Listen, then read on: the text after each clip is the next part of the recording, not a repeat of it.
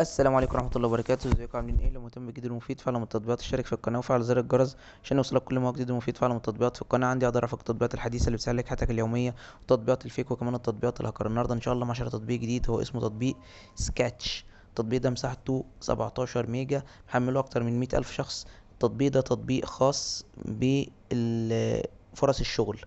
لو انت بتدور على شغل عايز تشتغل، فانت بتقدر تدخل على التطبيق ده، بتلاقي الناس اللي كاتبه الشغل اللي هم محتاجينه.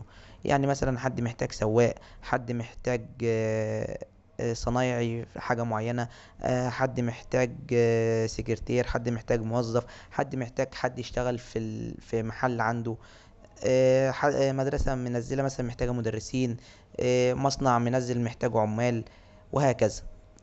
كذلك الأمر لو أنت بتدور على حد يشتغل عندك، أنت صاحب شغل، صاحب عمل، عندك شركة، عندك مصنع، عندك محل، عندك أي حاجة بتدور على حد، فأنت برضو بتقدر تدخل على التطبيق ده، تختار أو تكتب الوظائف اللي أنت طالبها، وتقدر تكتب الشروط برضو اللي انت عايزها والمميزات طبعا بتاع الوظيفة. يعني تكتب مثلا عايز حد مثلا يكون سنه تحت ال30 سنة، يكون بصحة جيدة، يكون غير مدخن، يكون امين، يكون مظهره كويس.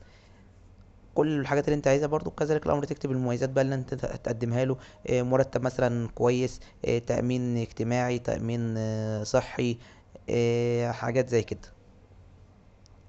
ده الغرض من التطبيق، ان لو انت بتدور على شغل بتلاقيه على التطبيق، ولو انت بتدور على حد عايزه يشتغل عندك برضو بتنزله، وبيجي لك ناس يتصلوا بيك ويكلموك يعني على الشغل. كمان في التطبيق ده مش بتحتاج ان انت تعمل سيرة ذاتية ولا تعمل سي في، لان التطبيق ده مجرد ما بتخش عليه هو بيعمل لك السي في لوحده.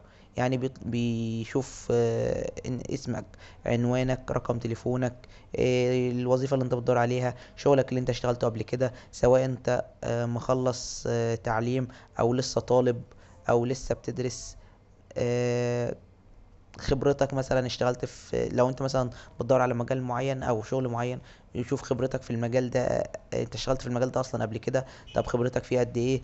طب ايه السبب اللي انت سبت فيه الشغل او سبت عشان الشغل؟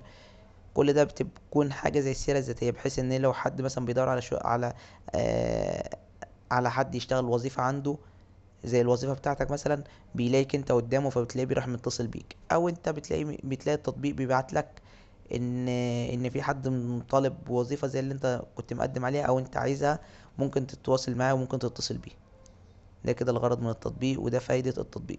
مشكلة التطبيق في التحديث الاخير بتاعه ان كان الناس بتحمله وبتحاول ان هي تدخل رقم الموبايل بتاعها عشان يبعت لهم الرقم اللي هو يفتحوا بيه التطبيق، وما كانش بيبعت. دي كانت مشكلة بتواجه ناس كتيرة، بس هما اخيرا شهر 9 اللي احنا فيه حاليا دلوقتي ده حلوا المشكلة. بس كده يعتبر ابسط شرح التطبيق بالنسبه للمميزات والعيوب. لو عجبك شرح التطبيق يا ريت تدوس لايك للفيديو. لو عايز شرح تطبيق معين يا ريت تسيب لي في الكومنت. لو شفت ميزه او عيب للتطبيق في اي تحديث من التحديثات القادمه اكتبها في تعليقات الفيديو. شكرا، سلام عليكم.